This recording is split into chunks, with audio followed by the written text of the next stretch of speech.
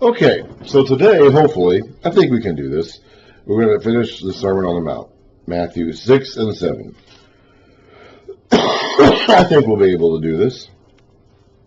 We're actually going to go ahead and start at the end of chapter 5, verse 43. Where we have one of those. It's not in, of course, these in the final Greek translation, but like I said, we have one of those interesting.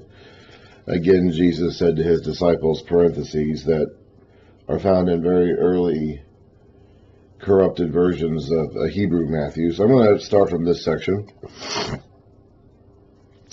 But I already read this last week, so we're not going to go into great detail about this first paragraph again. You have heard that it was said, love your neighbor and hate your enemy. Now, actually, only love your neighbor was part of that. But they added hate your enemy in there. That's nice. God didn't actually tell them that. But that's an additional man-made teaching that was tacked on to love your neighbor. But I tell you, love your neighbors and pray for those, or love your enemies, and pray for those who persecute you, so that you may be sons of your Father in heaven. That goes back to his Beatitudes at the beginning of this sermon. Blessed are the peacemakers, for they will be called sons of God. He causes the sun to rise on the evil and the good, and sends rain on the righteous and the unrighteous. If you love those who love you, what reward will you get? Are not even the tax collectors doing that? And if you greet only your brothers, what are you doing more than others? Do not even pagans do that? Be perfect, therefore, as your heavenly Father is perfect. Hunger and thirst for righteousness, and you'll be filled. Be careful not to do your acts of righteousness before men, to be seen by them.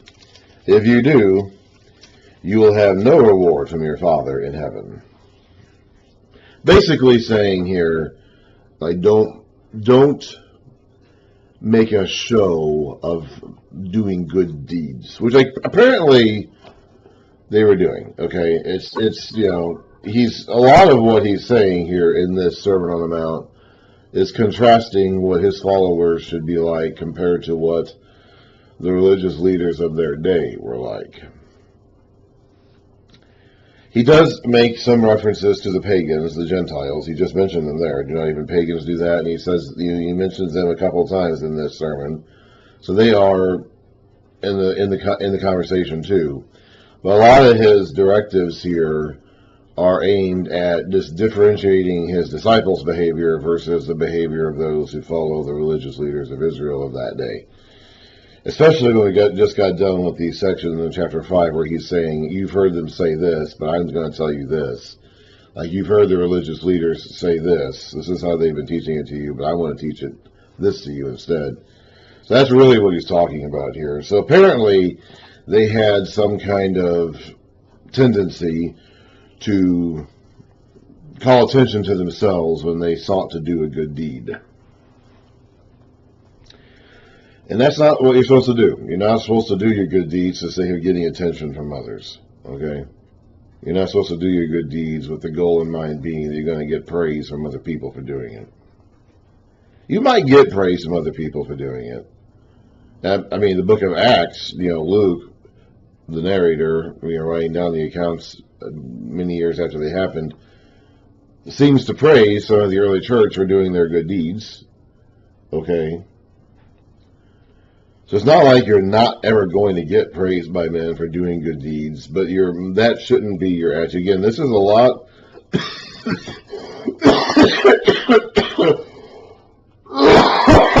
Wow, excuse me. I need a drink. A lot of this sermon has to do with the attitude issue. Not so much the actions. That is part of it, but if you correct your attitudes, the proper actions will naturally follow from that. So yeah, he's talking about actions, but he's really getting to the heart of the issue with your attitudes. Because if your attitude is right, the proper actions will just naturally follow. So he's not saying don't ever seek praise from men, or don't do your good deeds in a way that men will never praise you, or hide them. It's like that's not your attitude. Like, that's not your focus. You shouldn't be doing it for the sake of getting praise from men, because apparently the religious leaders of the day were doing that. Again, Jesus said to his disciples, "So when you give to the needy, do not announce it with trumpets, as the hypocrites do in the synagogues and on the streets, to be honored by men. I tell you the truth, they have received their reward in full." They've already got what they want. Okay? Now at this point in time, we read about some of their methods of collecting money at the temple, in the Old Testament, at the various points in time when they renovated the temple, the first temple, that is, of course, was destroyed. Apparently, they had a case or a box or a chest of money where you would deposit coins. And to put your money in this box, they had like a funnel, apparently shaped like a trumpet. And when you put your coins in this funnel, they would make a sound as they went down a trumpet-shaped funnel into the box of offerings. And I guess that the rich people, or maybe the hypocrites, of course, a lot of the religious leaders were rich at that point in time, because that was the upper class of their culture, was the religious authorities.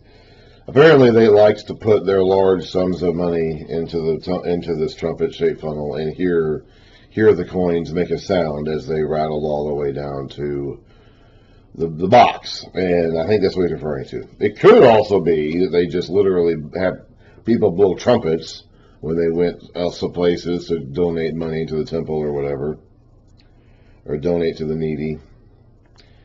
But it sounds like maybe they did. Maybe they actually literally had people follow them with trumpets as they went about offering donations.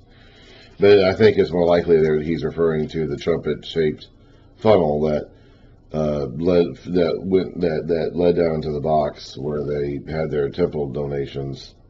And then, of course, they would get emptied. The box would be emptied by a priest or a Levite, at some point to collect the money.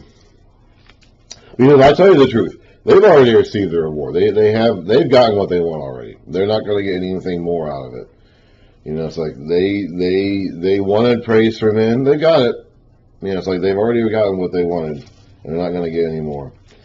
But when you give to the needy, do not let your left hand know what your right hand is doing, so that your giving may be done in secret. Then your Father, who sees what is done in secret, will reward you. That's an attitude issue. Make sure that your motives are pure. Make sure that your desire to give to the needy and to donate is not being done for the sake of making a big show of yourself, but is being done for the sake of doing what's right and proper, what your Father wants you to do.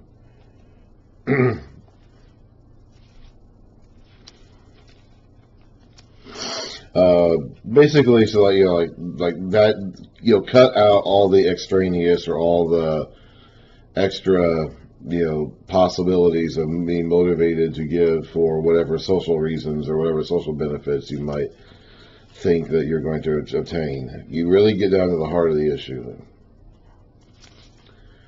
Again, Jesus said to his disciples, "And when you pray, do not be like the hypocrites, for they love to pray standing in the synagogues and on the street corners to be seen by men." He's definitely referring to religious authorities here. They would stand, and he is going to actually give more examples of them doing this elsewhere in the Gospels, where he talks about their tendency to lift their hands up and look up into heaven and give thanks to God for making them so great and making them so wonderful.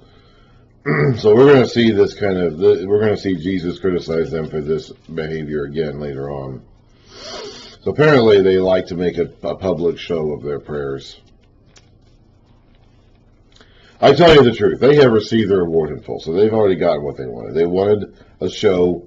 They wanted people to look at them as they prayed such holy prayers. Some people are like that. I think that we still have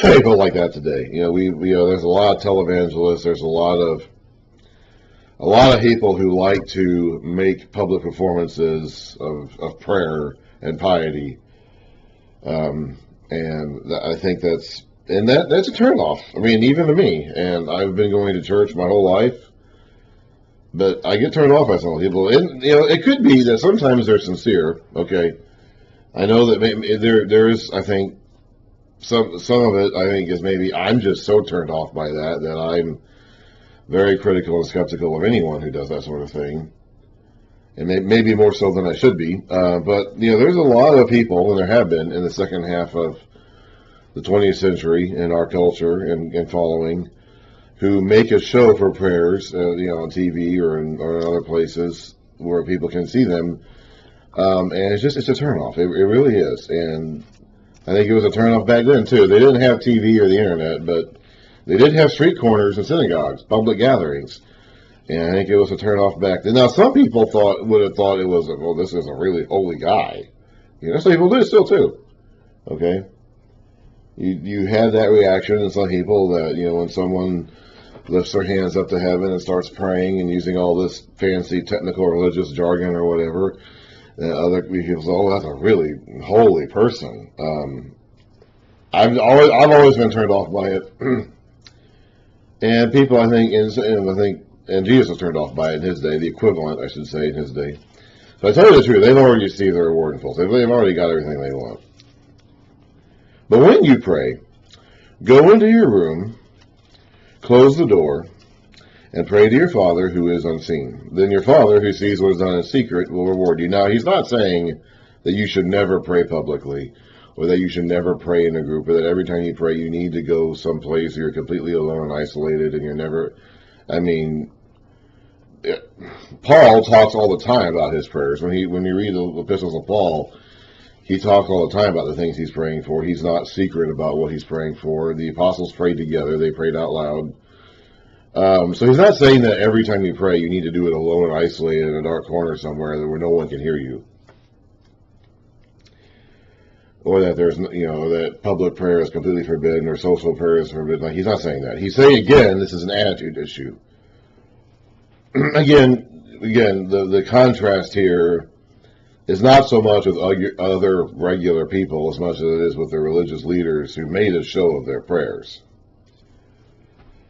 And he's saying, don't be like that. Don't make a show of your prayers. Don't pray for the sake of being seen by people and having them be in awe of how holy and righteous and religiously smart you are. Be humble. Again, that goes back to the Beatitudes. Be poor in spirit. Be humble. Be mournful. Grieve your sin. Grieve the conditions that have led to the actions that have led to your condition. Be meek. Be merciful. Hunger for righteousness. Thirst for righteousness. He's saying have those kinds of attitudes. Don't have the attitudes of those who want to make pompous public displays of how holy they are. Don't be like that. And when you pray, do not keep on babbling like pagans. So he does refer to pagans, like I said a few times in this sermon. They're not really his main concern, but they are in there. They are in the conversation. And when you pray, do not keep on babbling like pagans, for they think they will be heard because of their many words. Do not be like them, for your Father knows what you need before you ask him. Now, I'm not entirely certain what he's talking about here. There's two things I think, or speculate on, maybe both.